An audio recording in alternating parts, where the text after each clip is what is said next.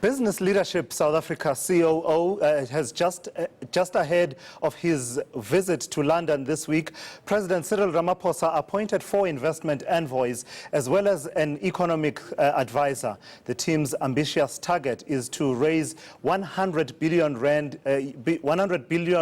US dollars rather in investment over the next 5 years. Business Leadership South Africa's Chief Operating Officer Busisiwe Mavuso joins me in studio. Good evening, Busisiwe, and thank you for coming through. 100 billion US dollars in the next 5 years. Cyril Ramaphosa confidently breaking it down into 20 billion rand for the next 5 years. Can he pull it off? We think it's definitely achievable. We have absolute faith in the team of the 4 envoys that have been sent out. And I think this is where it's important to Busisiwe to bring on board tried and tested hands, to bring on board people who have walked down this road before, to bring on board people who have been at the forefront of the treasury, people who have been at the forefront of the economy, so that they can be the ones who take this message, to the world. The sentiment in the country currently is positive.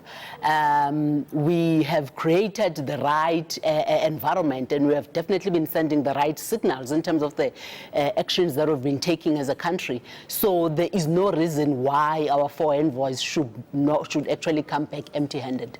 So you talk about these 4 envoys that were appointed. It's people such as Trevor Manuel, Jaco Marais, and you have Mcebisi Jonas in there as well. And I think it's Phumzile Langeni being the other one who were appointed. What gives you confidence about these 4 individuals? So when you're going to be having conversations like this, you and I will agree that you would want to have people who have had these conversations before, people who have been at the forefront of business, people who have been at the forefront of actually ensuring that there is economic growth in the country, people who have run businesses, people who have actually run treasury, people who know what constitutes the South African economy, what are the things that make us tick, what are some of the things that actually weaken the economy, and so forth and so forth. So I think in these people, I see that. So I have absolute confidence in them that they'll be able to pitch the South African market where it is and be able to have honest conversations in terms of what is it that we can actually be able to deliver as a country, what does the investment mean, and what can we realistically offer the foreign investors. There are difficult conversations to be had, of course, by these 4 envoys around some of the policy issues that we have in the country. The land issue, I cannot see how they're actually going to have any of these conversations without the land issue coming up. We saw when Minister Nhlanhla went to have the investor roadshow, out of the 125 group of investors that they saw, there isn't a single grouping that didn't actually raise an issue around exactly what is your land policy and how do you plan to actually promulgate it. So I trust that they will be able to, raise the South African flag high in that regard. I love your optimism, and I love how nicely you set this up for me, because you talk about this issue of the land, the word expropriation without compensation being now officially ANC policy. When you look at these 4 individuals and what we know of them, how do you think they're going to navigate all of this? I mean, when investors come up straight to them and ask them, so you're saying we must invest, which may, if I establish a plant, I may have to buy land. In fact, I'll probably have to buy land. And you're talking about expropriation. Can you honestly see Trevor Manuel and Mcebisi Jonas defending the policy of land expropriation without compensation? It is the policy of it is the policy of the ANC.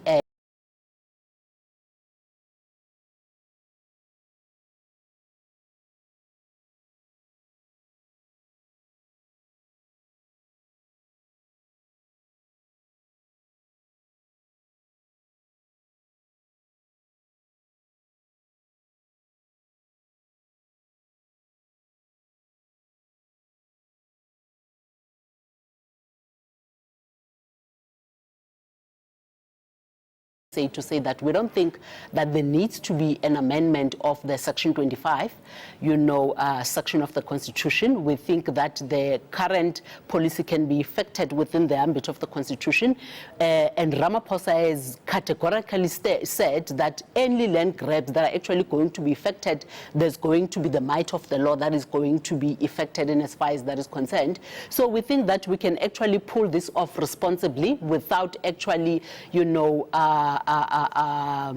putting at risk, any of the issues such as property rights and so forth that a lot of people might be worried about. So your tone as business leadership is markedly different from the tone you've heard in the last few years. Sitting with me in the studio here in Hyde Park, Busisiwe Mavuso, are you telling me that issues that were of concern to investors, such as policy uncertainty, have been almost magically resolved with just the election of Cyril Ramaphosa? No, they are not. Far from it, actually.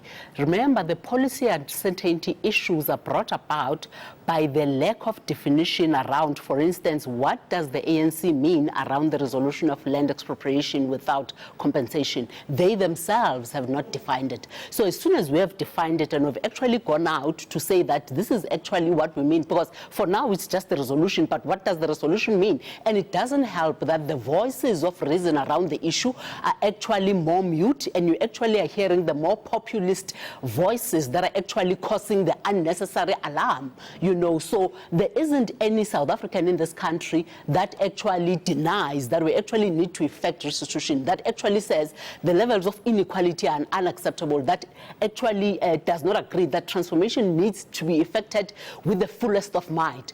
But the issue that we actually need to properly define is the issue of the how.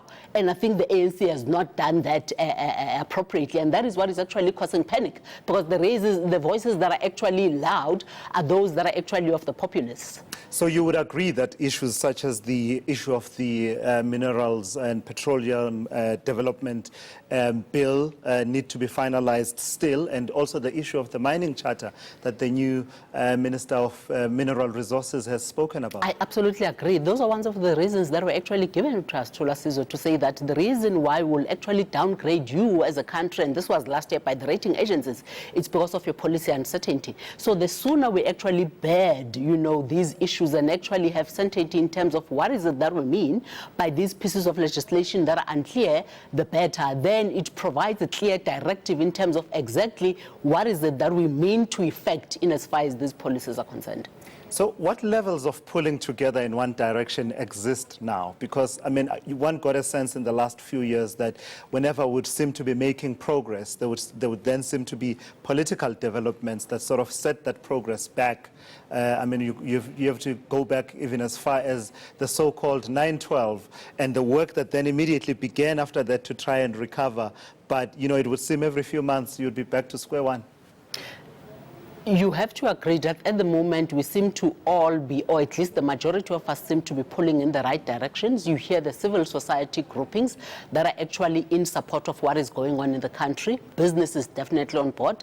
Government is actually trying, you know, the best that they can to ensure that they set up the right processes so that whatever it is that has been, for instance, the inquiry around the state capture, you have to agree that that is the step in the right direction. So I would actually say that we are pulling in one direction, in direction that is positive. But are there voices there that can be said to perhaps be left out of the conversation? Because, I mean, you look at the envoys that have been appointed by Cyril Ramaphosa. Yes, they have the qualities that you describe in terms of their experience and having walked the path, but are they necessarily representative? For instance, I don't see any representation of labor in there, who are important stakeholders for any investor who is going to come to South Africa and put their money in there. And also even in processes such as the mining charter, there's been that concern of the communities not being consulted enough. Are we to be content with the fact that, you know, these investment envoys, the lions that, you know, Cyril Ramaphosa refers to, are going to go out and do this work, but, you know, these other voices don't seem to be represented in that effort? I would like to believe that the reason why we have an institution such as NETLEC in the country is precisely so that government, civil society, labor and business can actually come together and have some of these conversations. So you and I have to agree that even though probably the mandate of the envoys may not have been discussed at NETLEC, I don't know whether it has or it has not been, but we have to agree that we definitely have a sense in terms of what is the feel and the posture of South Africans on some of the issues that are plaguing South Africa today. And therefore, I believe that the message that they are taking outside to the world is a message that actually, you know, is intrusive.